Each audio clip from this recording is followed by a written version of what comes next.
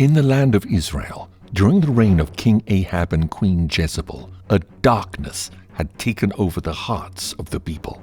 Seduced by the worship of the false god Baal, the nation had turned its back on the God of their fathers.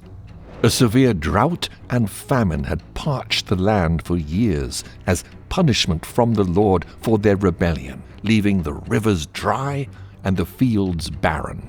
The prophet Elijah had decreed this judgment before going into hiding near Jordan, fed by ravens who brought him bread and meat daily. In a fury, Jezebel and Ahab searched high and low for Elijah and any other prophets who served God, but to no avail.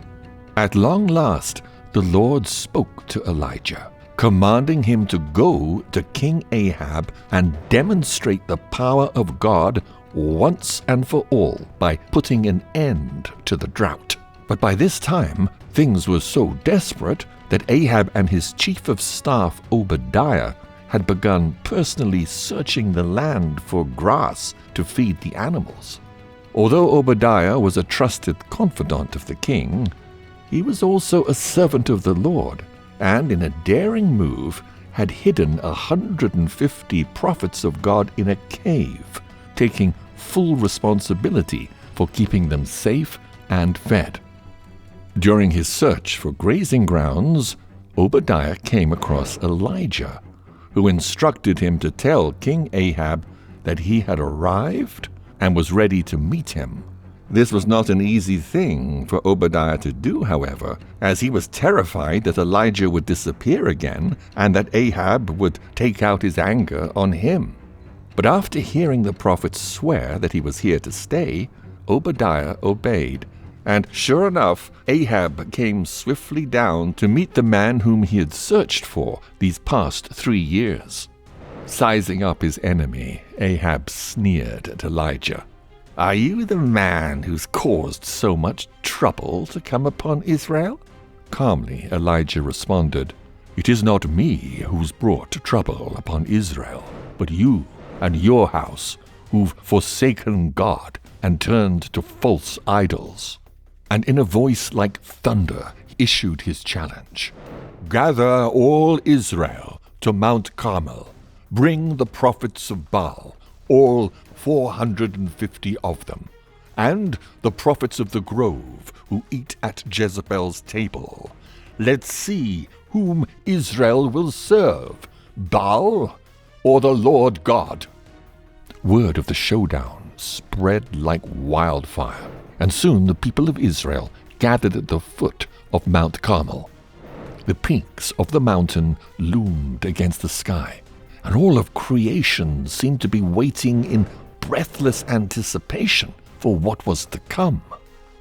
The prophets of Baal were an intimidating sight. 450 men in vibrant robes, with faces twisted in disdain and false confidence at the sight of the lone figure of Elijah dressed in humble garments. Although his body had been worn and weathered by his years in the wilderness, Elijah's gaze was fixed with unyielding faith.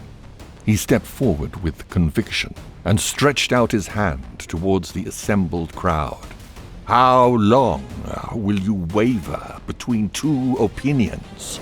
If the Lord be God, follow him, or if Baal be God, then follow him."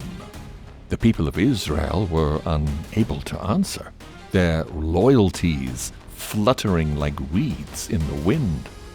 "I am just one man," continued Elijah, "and the prophets of Baal are 450 men. Bring 2 bulls. Let the prophets of Baal choose one, cut it into pieces, and lay it on the altar. I will prepare the other and lay it on the altar of the Lord. But let no fire be put under either offering. We shall both call to our gods to provide it. The God that answereth by fire, let him be God." This seemed like a reasonable contest, and the gathered people murmured their agreement. And so it began. The prophets of Baal prepared their bull with great ceremony, arranging the pieces on their ornate altar. They danced and shouted, calling without end upon their god.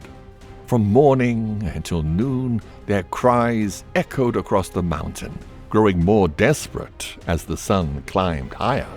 "Baal, hear us!"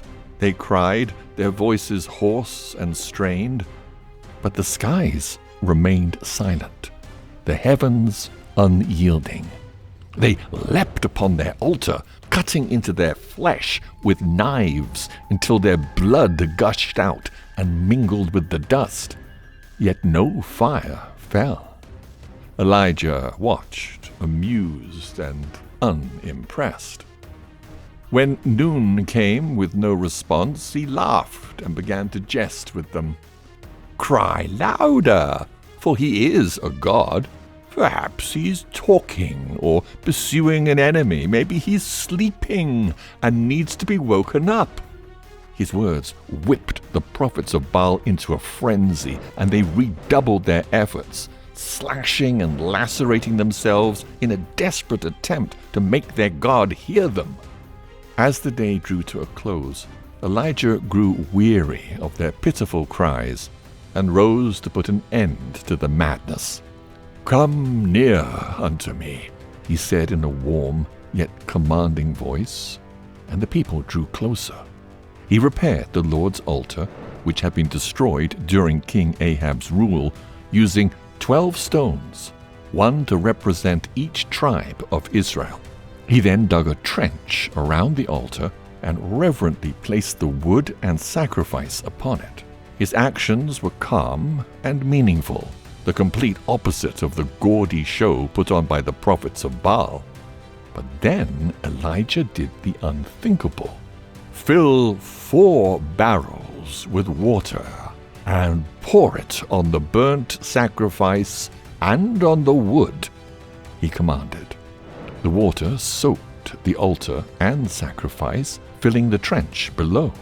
3 times he repeated this act until the sacrifice was drenched and the prospect of fire seemed impossible. Elijah knelt, lifting his face to the heavens. His prayer was simple, but it carried the weight of the nation of Israel, who waited with bated breath. "Lord God of Abraham, Isaac, and Israel, let it be known this day that you are the God of Israel, and that I am your servant, and have done all of this according to your word.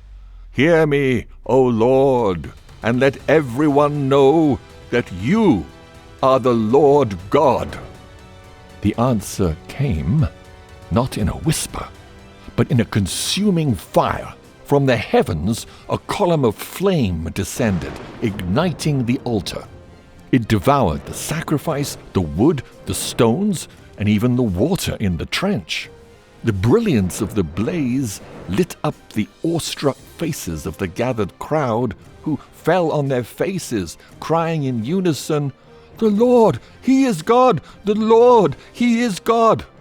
Their voices echoed through the valley, a declaration that shattered the hold that the false god Baal had held over the land.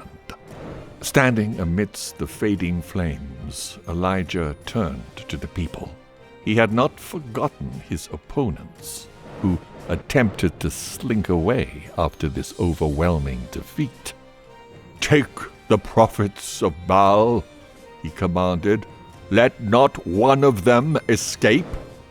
The people turned their anger towards the false prophets who had deluded them for years, seizing them and taking them to the Kishon brook, where they were all slain on the spot. But Elijah's victory was not yet complete. While the prophets of Baal were dealt with, he turned to the shaken king, who had fallen to the ground at the sight of God's glory, and instructed him to go home and eat and drink, for an abundance of rain was on its way. Casting himself onto his knees, Elijah put his face to the ground and prayed to God to send the rain that the land craved so badly. 7 times he sent his servant to look towards the sea to search for any sign of deliverance.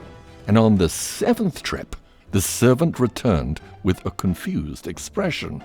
"Master, I saw a little cloud rising out of the sea, shaped like a man's hand." Elijah rose with a smile. "Go," he instructed. "Tell Ahab to prepare his chariot and hurry, so that the rain doesn't stop him." The skies darkened and thunder rumbled in the distance.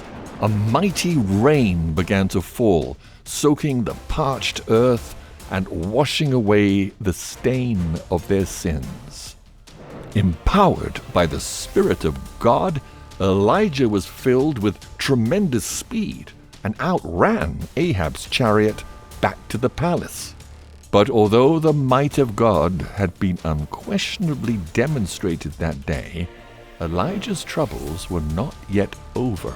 For the wicked queen Jezebel was filled with fury at what had taken place on Mount Carmel and swore to take revenge. But would she?